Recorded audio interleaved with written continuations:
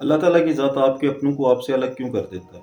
اس کے پیچھے کیا حکمت چھپی ہوتی ہے اللہ تعالیٰ کی ذات کی؟ ٹوین فلیم جرنی میں اس قدر جدائی کیوں ہوتی ہے؟ کیوں وہ آگ میں چلتے رہتے ہیں، ایک دوسرے سے دور رہتے ہیں؟ اس کے پیچھے کیا حکمت ہے اللہ تعالیٰ کی ذات کی؟ وہ تو ایک دوسرے کے لیے بنے، ایک دوسرے کے اندر زندہ ہے، وہ ایک دوسرے کا احساس ہے، ایک دوسرے کی سانس ہے، پھر ان کے اندر جدائی کیوں؟ اس کے پیچھے اللہ کی کیا حکمت ہے؟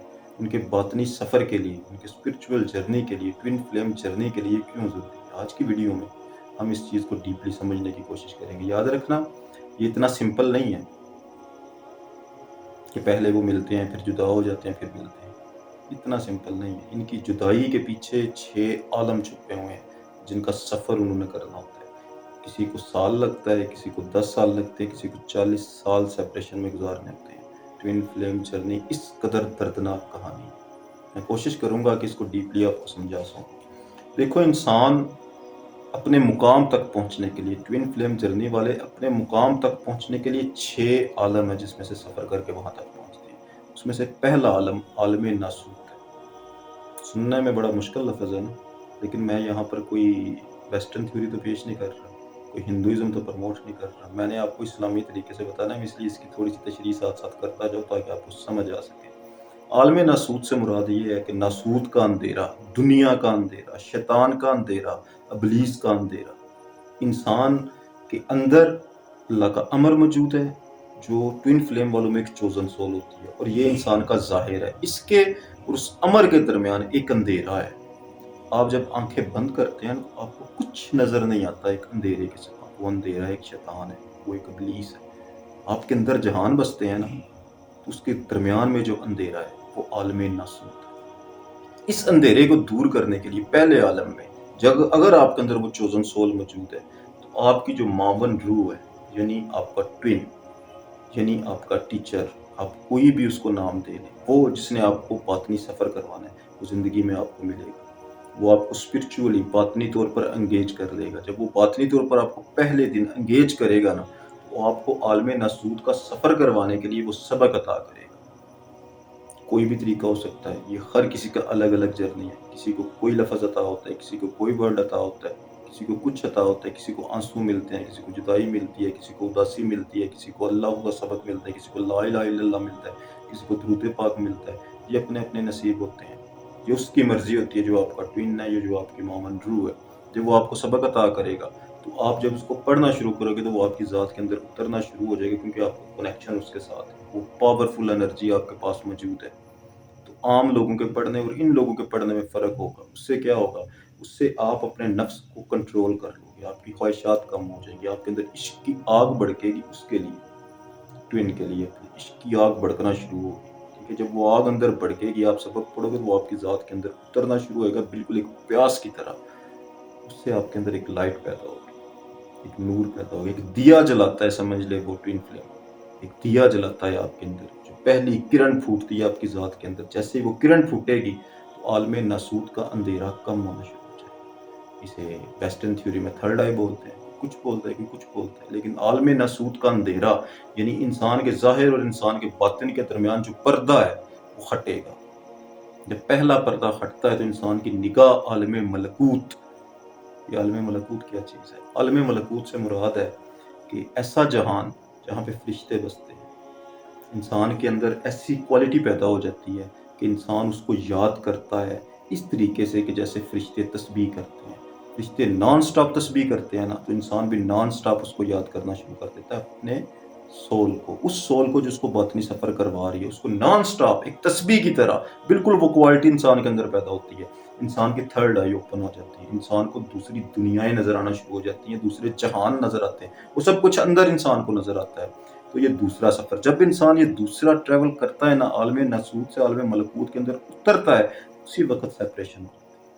اللہ تعالیٰ کی ذات اس کو جدا کر دیتی ہے، کیونکہ اس کو عالم ناسوت کا سفر جو اس کی ذمہ داری تھی، اس نے پہلا اس کا ٹرن مکمل کر دیا۔ اب آگے کا سفر اس نے خود اکیلے اس جدائی میں کرنا ہے۔ تو یہاں سے آگے 4-5 اور عالم ہے، جو کہ لمبا، جتنا آپ اس میں ٹائم لگاؤ گے اتنی سیپریشن بڑھتی جائے گی۔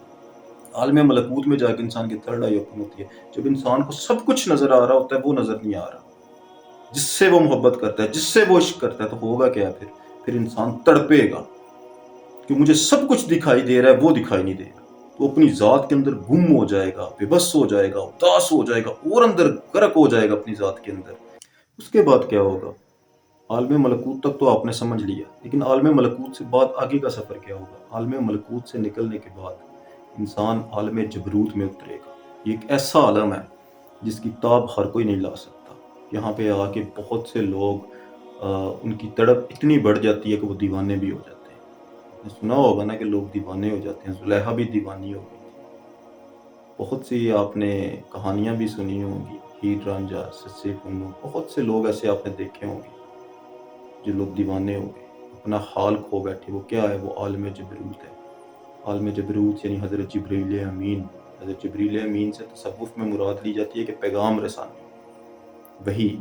وہی سے مراد تصوف میں یہ لی جاتی ہے کہ آپ کا جو ٹوین ہوگا، آپ جس کے ساتھ محبت کرتے ہو، جس کے ساتھ عشق کرتے ہو، اس کے ساتھ آپ باطنی طور پر اس قدر انگیج ہو جاؤ گے کہ جب چاہو آپ اس سے باطنی طور پر بات کر سکو گے۔ اس کی آواز آپ کے کانوں میں آئے گی، ڈائریکٹ آپ سنو گے اسے، وہ کیا بول رہا ہے، اس کی باتیں سنو گے، اس سے بات کرو گے، اس کی مہک کو محسوس کرو گے۔ حضرت یعقوب علیہ السلام کا قصہ بڑا فٹ بیٹھتا ہے یہاں پہ کہ ایک وقت آیا جب وہ عالم ملکوت سے نکل کر عالم جبروت میں پہنچے، تو نے یوسف کی مہک کو محسوس کیا۔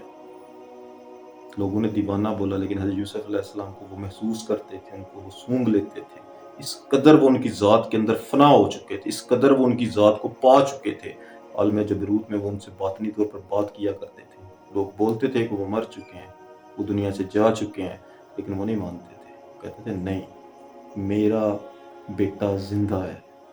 زلیخا کی مثال بڑی فٹ بیٹھتی ہے۔ زلیخا محسوس کرتی تھی، فیل کرتی تھی، ان سے بات کرتی تھی، اس کی مہک کو سمیل کر لیتی تھی۔ وہ رستوں میں کھڑی ہو جاتی تھی، جس رستے سے یوسف نے گزرنا ہوتا تھا اس رستے پہ وہ پہلے جا پہنچتی تھی، اور حضرت یوسف علیہ السلام جو ہے وہیں سے گزرتے تھے، کیونکہ وہ جانتی تھی وہ عالم جبروت تک کا سفر تھا۔ وہ ایک دوسرے سے اسپرچولی اتنے کنیکٹڈ ہو چکے تھے کہ وہ ایک دوسرے سے جدا نہیں ہیں۔ لیکن یہاں پہ آ کے جب انسان اگلے کی بات سنتا ہے، اگلے کو سونگتا ہے، اگلے کی مہک کو محسوس کرتا ہے نا، تو انسان جو ہے وہ مزید تڑپتا ہے اس کی خاطر۔ جب وہ تڑپ مزید بڑھتی ہے تو انسان عالم جبروت میں خود کو فنا کی جانب، اپنے وجود سے نکلنے کی کوشش کرے گا بار بار۔ اسے فنا کہتے ہیں تصوف میں۔ وہ اپنے وجود سے جب نکلنے کی کوشش کرتا ہے نا، تو پھر اس پہ عالم لاہوت کا جو ہے نا، عالم لاہوت کا جو پیر ہے وہ سمجھ لو ہٹنا، وہ پردہ ہٹنا شروع ہو جاتا ہے۔ اور سلطان فقر فرماتے ہیں کہ انسان کے 4 عناصر ہیں وجود کے: ہوا، مٹی، آگ اور پانی۔ اس کی 4 صورتیں، یعنی انسان جو یہ ظاہری طور پر ایک نظر آ رہا ہے نا، اس کی 4 صورتیں انسان کے سامنے آ جاتی ہیں۔ انسان اس ڈائمنشن سے نکل کر دوسری ڈائمنشن تک کا سفر کر جاتا ہے۔ اب انسان اپنی جو وقت ہے اس میں ٹریول کر سکتا ہے، جیسے حضرت خضر علیہ السلام نے کیا تھا نا۔ اس بچے کی داستان قرآن میں آپ نے پڑھی ہوگی۔ حضرت خضر علیہ السلام نے اس ڈائمنشن سے آگے جا کر، یعنی وقت کی ڈائمنشن میں ٹریول کیا تھا۔ انسان اپنے وجود سے آزاد ہو جاتا ہے، انسان اس عالم سے نکل جاتا ہے مکمل طور پر۔ انسان ایک ایسی پاورفل انرجی بن جاتا ہے کہ اس تک پہنچنے کی خاطر بہت کو فنا کر دیتا ہے عالم لاہوت میں۔ اور یہ وہ مقام ہوتا ہے جہاں پر انسان فنا فی اللہ ہوتا ہے، فنا فی الشیخ ہوتا ہے، یعنی اپنے اس ٹوین سے جا کے انسان ملتا ہے۔